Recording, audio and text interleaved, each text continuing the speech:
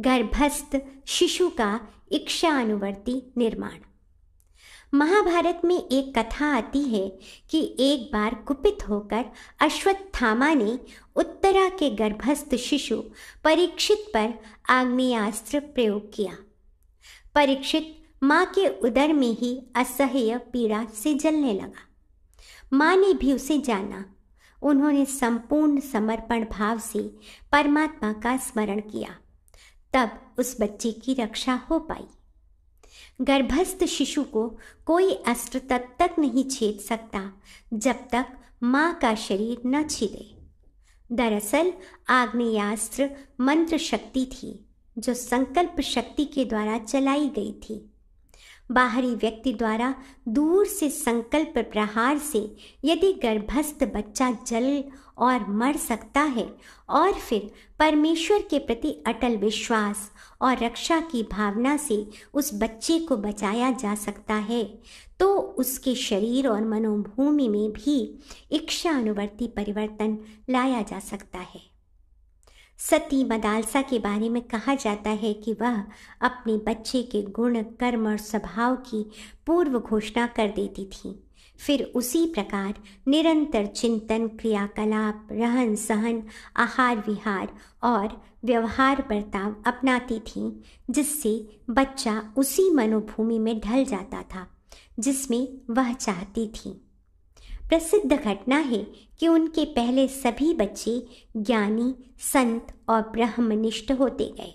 अपने पति की प्रार्थना पर उन्होंने अंतिम गर्भस्थ बच्चे को राजनेता के अनुरूप ढाला। उसी ने पिता का राज्य सिंहासन संभाला और कुशल राजनीतिज्ञ हुआ।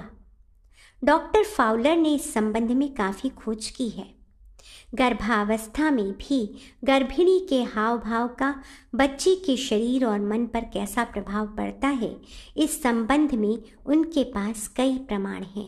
प्रत्यक्षदर्शी घटना का वर्णन करते हुए फाउलर लिखते हैं, एक स्त्री अपने बच्चे को नींद लाने वाली गोली देकर किसी आवश्यक कार्य से बाहर चली गई। लौटने पर वह बच्चा मरा पाया गया। स्त्री को इससे बहुत दुख हुआ और वह शोक मग्न रहने लगी। उसी अवस्था में उसने दूसरी बार गर्भ धारण किया। पहले बच्चे के प्रति उसका शोक ज्यों का त्यों बना रहा, इसलिए दूसरा लड़का रोगी हुआ। दूसरे वर्ष ही उसकी मस्तिष्क रोग से मृत्यु हो गई। अब वह और दुखी रहने लगी। इस अवस्था में तीसरा पुत्र हुआ। वह हठी, सुस्त और कमजोर हुआ। दांत निकलते समय उसकी भी मृत्यु हो गई। चौथा पुत्र भी ऐसे ही गया, किंतु पांचवी बार उसकी परिस्थितियों में सुखद परिवर्तन आए, जिससे उस स्त्री की मानसिक प्रसन्नता बढ़ी। वह पहले की तरह हंसने खेलने लगी। इस बार बच्चा हुआ, वह पूर्ण स्वस्थ, निरोग और कुशाग्र बुद्धि का हुआ। डॉक्टर फाउलर का मत है कि क्रोध, आश्चर्य, घृणा, अहंकार, गंभीरता आदि के अवसर पर माता की नासिका, मुख और आकृति में जैसे परिवर्तन, उठाव गिराव होते हैं, वैसे ही बच्चे की नाक, मुंह, माथे आदि अवयवों की शक्ल भी बनती है। गर्भाधान के बाद स्त्री प्रसन्न नहीं रहती, शोक या चिंताग्रस्त रहती है, तो बालक के मस्तिष्क में पानी की मात्रा बढ़ जाती है। यदि 4 वर्ष के बच्चे के सिर का व्यास 20 इंच से अधिक हो तो मानना चाहिए कि वह जल संचय का शिकार हुआ है। उसकी मां गर्भावस्था में दुखी रही है। भय, विक्षेप, अशुभ चिंतन, उत्तेजना से जिस तरह अंगों में भद्दापन, बेडौल और खराब मुखाकृति बनती है, उसी तरह शुभ संकल्प और प्रसन्नतापूर्ण विचारों से बच्चा स्वस्थ, सुंदर और चरित्रवान बनता है। इसीलिए कहा जाता है, गर्भावस्था में माँ को सत्य भाषण, उत्साह, प्रेम, दया, सुशीलता, सौजन्यता, धर्माचरण और ईश भक्ति का अनुगमन करना चाहिए। यह बच्चे होनहार और प्रतापी होते हैं, जबकि क्रोध, ईर्ष्या, भय, उद्विग्नता आदि अधम वृत्तियों से बच्चे भी अधम उत्पाती, स्वेच्छाकारी होते हैं। गलत खान पान भी उसमें सम्मिलित है। इसके अतिरिक्त जो महत्वपूर्ण बातें गर्भस्थ शिशु को प्रभावित करती हैं, उनमें से वातावरण मुख्य है। ध्रुव ऋषि आश्रम में जन्मे थे। उनकी माता सुनीति बड़े नेक स्वभाव और ईश्वर भक्त थीं। ध्रुव के महान तेजस्वी होने में वातावरण भी मुख्य सहायक था, जबकि उत्तानपाद के दूसरे बेटे में वैसी तेजस्विता न उभर सकी। एक पाश्चात्य डॉक्टर ने वातावरण के प्रभाव का अध्ययन इस प्रकार किया। एक बार एक कमरे का फर्श और दीवार सबको नील पोत कर नीला कर दिया। उस कमरे में श्वेत रंग के खरगोशों का एक जोड़ा रखा गया। कुछ समय बाद खरगोश के 2 बच्चे हुए। दोनों के बालों में नीले रंग की झलक थी। इससे पता चलता है कि बच्चे के मस्तिष्क में ही नहीं, वातावरण का सूक्ष्म प्रभाव स्थूल अंगों पर भी पड़ता है। गर्भवती का निवास ऐसे स्थान पर होना चाहिए जहां चारुता हो, मोहकता और आकर्षण हो। हरे बगीचे, केले, फलों आदि से घिरे स्थान, देवस्थान और विशेष रूप से सजे सजाए साफ सुथरे स्थान गर्भस्थ बच्चों पर सुंदर प्रभाव डालते हैं। स्पेन के किसी अंग्रेज परिवार में एक बार एक स्त्री गर्भवती हुई। गर्भवती जिस कमरे में रहती थी, उसमें अन्य चित्रों के साथ एक इथोपियन जाति के बहादुर का चित्र लगा हुआ था। वह चित्र उस स्त्री को अति प्रिय था। कमरे में वह उस चित्र को बहुत भावनापूर्वक देखा करती थी। दूसरे काम करते समय भी उसे चित्र का स्मरण बना रहता था। अंत में जब उसे बालक जन्मा तो उसके माता पिता अंग्रेज होते हुए भी लड़की की आकृति और वर्ण इथोपियनों जैसा ही था। उस चित्र की मुखाकृति से बिल्कुल मिलता जुलता उसी के अनुरूप था। घरों में भगवान के महापुरुषों के चित्र लगाए भी इसीलिए जाते हैं कि उनकी आकृतियों से निकलने वाले सूक्ष्म भावना प्रवाह का लाभ मिलता रहे। वातावरण के अतिरिक्त गर्भिणी के साथ किए गए व्यवहार, बर्ताव और बातचीत का भी गर्भस्थ शिशु पर प्रभाव पड़ता है। क्रोध, मारपीट, धमकाना, डांटना, दबा कर रखना आदि कुटिलताओं का बच्चे पर बुरा प्रभाव पड़ता है। कई बार इस प्रकार के आचरण बहुत ही दुखदायी और कष्टप्रद परिलक्षित होते हैं। एक बार एक व्यक्ति ने समुद्री यात्रा के दौरान किसी बात से अप्रसन्न होकर अपनी गर्भवती पत्नी को जोर का धक्का मारा। गिरते गिरते जहाज की जंजीर हाथ में पड़ गई। इससे वह गिरने से संभल गई, किंतु वह व्यक्ति बड़ा क्रूर निकला। उसने छुरे का वार किया, जिससे उस स्त्री की जंजीर पकड़े हुए हाथ की 3 उंगलियां कट गईं। वह स्त्री समुद्र में चली गई। जहाज के चले जाने पर कुछ मल्लाहों ने उसकी रक्षा की। बाद में उस स्त्री को जो संतान हुई, उसे देखकर सब आश्चर्यचकित रह गए कि उसकी 3 उंगलियां ही नहीं थीं और वह बालक मानसिक दृष्टि से अपूर्ण, क्रोधी और शंकाशील स्वभाव का था। धमाका पैदा करने वाला ऐसा कोई व्यवहार गर्भवती से नहीं करना चाहिए जिससे मस्तिष्क में तीव्र आघात लगे। इससे बच्चे के शरीर पर बुरा प्रभाव पड़ सकता है। बच्चों के मानसिक निर्माण में माता पिता की घनिष्ठता, प्रगाढ़ प्रेम, परस्पर विश्वास का सबसे सुंदर प्रभाव पड़ता है। सच बात तो यह है कि माता पिता का संकल्प बच्चे को उसी प्रकार पकाता है जिस प्रकार मादा कछुआ पानी में रहकर रेत में रखे अपने अंडों को पकाती है। दिव्य गुणों का बच्चे में आविर्भाव ही प्रेम पूर्ण भावनाओं से होता है। इसलिए गर्भावस्था में स्त्री पुरुष को अधिकांश समय साथ साथ बिताना चाहिए। पवित्र आचरण और प्रगाढ़ मैत्री रखनी चाहिए। ऐसे बच्चे शरीर से ही नहीं, मिजाज से भी पूर्ण स्वस्थ होते हैं। इस उदाहरण से यह बात और भी स्पष्ट होगी। एक बार अंग्रेज ने किसी ब्राजील की लड़की से विवाह किया। लड़की का रंग सांवला था, पर उसमें मोहकता अधिक थी। पति पत्नी में घनिष्ठ प्रेम था, पर उन्हें कोई संतान प्राप्त नहीं हुई। कुछ समय पश्चात वह स्त्री मर गई। पति को बड़ा दुख हुआ। कुछ दिन बाद उसने दूसरा विवाह अंग्रेज स्त्री से किया। वह गौर वर्ण की थी, पर इस अंग्रेज को अपनी पूर्व पत्नी की याद बनी रहती थी, इसलिए वह अपनी नई पत्नी को भी उसी भाव से देखा करता था। इस स्त्री से एक कन्या उत्पन्न हुई जो ब्राजीलियन लड़की की तरह सांवली ही नहीं, मुखाकृति से भी मिलती जुलती थी। यह गर्भावस्था में पिता के मस्तिष्क में जमा हुआ पत्नी प्रेम का संस्कार ही था, जिसके कारण बालिका ने उसका रंग और आकार ग्रहण किया। इन समस्त उदाहरणों से स्पष्ट है कि गर्भस्थ शिशुओं का इच्छानुवर्ती निर्माण संभव है। अपने रहन सहन, स्वभाव और संकल्पों को स्वस्थ और सुंदर बनाकर भावी बच्चों में भी स्वास्थ्य, सौंदर्य, सद्गुण, तेजस्विता और मनस्विता का विकास किया जा सकता है। यह बात माता पिता दोनों को मालूम होनी चाहिए। विज्ञान के इस दिशा में प्रयास। गर्भस्थ शिशु का इच्छानुवर्ती निर्माण करने की दिशा में अब विज्ञान भी सक्रिय हुआ है।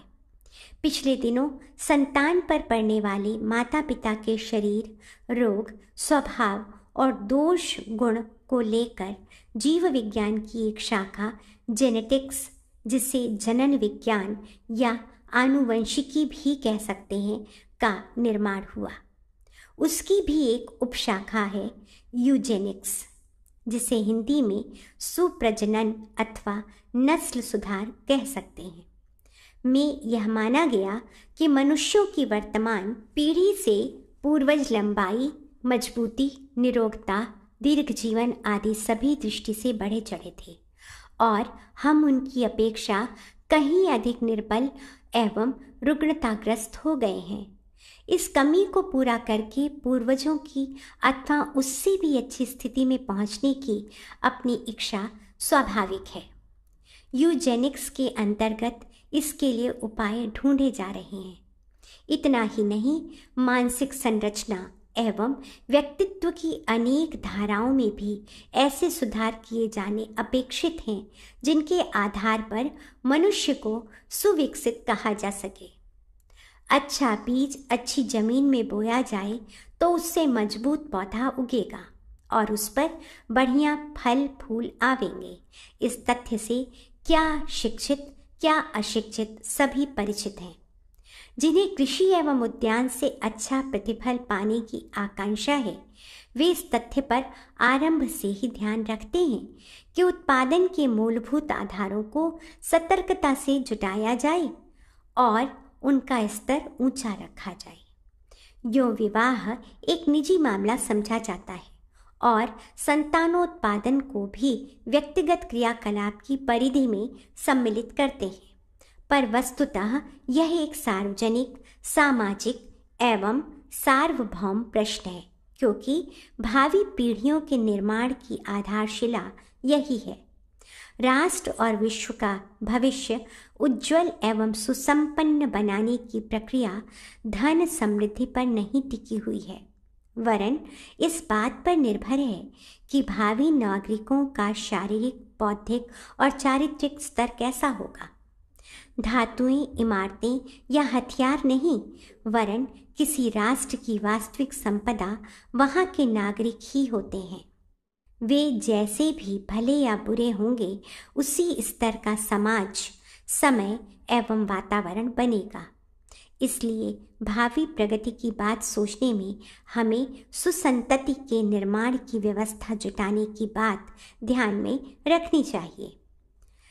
घरेलू पशुओं, यहाँ तक कि कुत्ते बिल्लियों तक के बारे में हमारे प्रयास यही होते हैं कि उनकी संतानें उपयुक्त स्तर की हों, जिन्हें इस उद्देश्य को पूरा करने में रुग्ण, दुर्बल अथवा अयोग्य समझते हैं, उनका प्रजनन प्रतिबंधित कर देते हैं। इस प्रतिबंधन प्रोत्साहन में उचित वंश वृद्धि की बात ही सामने रखी जाती है। क्या मानव प्राणी की नस्लें ऐसे ही अस्त व्यस्त बनने दी जानी चाहिए जैसी कि इन दिनों बन रही हैं? क्या इस संदर्भ में कुछ देखभाल करना या सोचना विचारना समाज का कर्तव्य नहीं है? क्या बच्चे मात्र माता पिता की ही संपत्ति हैं? क्या उनका स्तर समाज को प्रभावित नहीं करता? इन बातों पर यदि गंभीरतापूर्वक विचार किया जाए तो प्रतीत होता है कि किसी राष्ट्र या समाज का भविष्य उसकी भावी पीढ़ियों पर निर्भर है। यदि सुयोग्य नागरिकों की जरूरत हो तो भोजन, चिकित्सा अथवा शिक्षा का प्रबंध भर कर देने से काम नहीं चलेगा। इस सुधार का क्रम सुयोग्य जनक जननी द्वारा सुविकसित संतान उत्पन्न करने का उत्तरदायित्व निभाने से होगा। यह तैयारी विवाह के दिन से ही आरंभ हो जाती है। यदि पति पत्नी की शारीरिक, मानसिक और आर्थिक स्थिति सुयोग्य संतान के उत्पादन तथा भरण पोषण के उपयुक्त नहीं है तो उनके द्वारा की जाने वाली वंश वृद्धि अवांछनीय स्तर की ही बनेगी और उनका दुष्परिणाम समस्त समाज को भुगतना पड़ेगा। वंशानुक्रम विज्ञान की चर्चा इन दिनों जोरों पर है। जनन रस में पाए जाने वाले गुण सूत्रों को भावी पीढ़ियों के निर्माण का सारा श्रेय दिया जा रहा है। इन जीव कणों में हेर फेर करके ऐसे उपाय ढूंढे जा रहे हैं जिनके आधार पर मन चाहे आकार प्रकार की संतानों को जन्म दिया जा सके। इस अत्युत्साह में अभी तक आंशिक सफलता ही मिली है, क्योंकि गुणसूत्रों ने आकृति तक में अभीष्ट परिवर्तन प्रस्तुत नहीं किया। फिर प्रकृति के परिवर्तन की तो बात ही क्या की जाए। प्रयोगशालाओं में रासायनिक पदार्थों की अथवा विद्युत उपचार की ऐसी विधि व्यवस्था सोची जा रही है जिससे अभीष्ट स्तर की संतानें पैदा की जा सकें। इस दिशा में जी तोड़ प्रयत्न हो रहे हैं और सोचा जा रहा है कि बिना माता का स्तर सुधारे अथवा बिना वातावरण की चिंता किए वैज्ञानिक विद्या के आधार पर सुसंतति उत्पादन की व्यवस्था यांत्रिक क्रियाकलाप द्वारा संपन्न कर ली जाए। जनन रस में पाए जाने वाले गुणसूत्र में एक व्यक्त रूप डोमिनेंट है, दूसरा अव्यक्त रूप है रिसेसिव। व्यक्त भाग को भौतिक माध्यमों से प्रभावित किया जा सकता है और उस सीमा तक भले या बुरे प्रभाव संतान में उत्पन्न किए जा सकते हैं, पर अव्यक्त स्तर को केवल जीव की निजी इच्छा शक्ति ही प्रभावित कर सकती है। महत्वपूर्ण परिवर्तन इस चेतनात्मक परिधि में ही हो सकते हैं। इसके लिए रासायनिक अथवा चुंबकीय माध्यमों से काम नहीं चल सकता। इसके लिए चिंतन को बदलने वाली अंतःस्फुरणा अथवा दबाव भरी परिस्थितियां होनी चाहिए। इस तथ्य को ध्यान में रखते हुए यह सोचा जाने लगा है कि माता पिता का स्तर सुधारे बिना सुसंतति की समस्या प्रयोगशालाओं द्वारा हल न हो सकेगी। वनस्पति अथवा पशुओं में सुधार और उत्पादन सरल है, पर मनुष्यों में पाई जाने वाली चिंतन तत्व में उत्कृष्टता भरने की आवश्यकता यांत्रिक पद्धति कदाचित ही पूरी कर सकेगी। गुण सूत्रों में हेर फेर करके तत्काल जिस नई पीढ़ी का स्वप्न देखा जा रहा है उसे म्यूटेशन, आकस्मिक परिवर्तन प्रक्रिया कहा जा सकता है।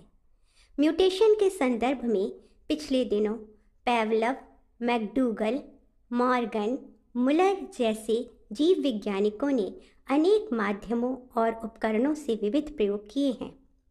जनन रस को प्रभावित करने वाले उन्होंने विद्युतीय और रासायनिक उपाय अपनाए।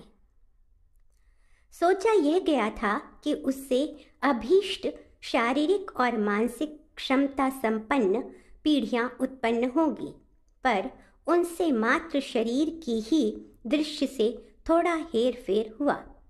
विशेषतया बिगाड़ प्रयोजन में ही सफलता अधिक मिली।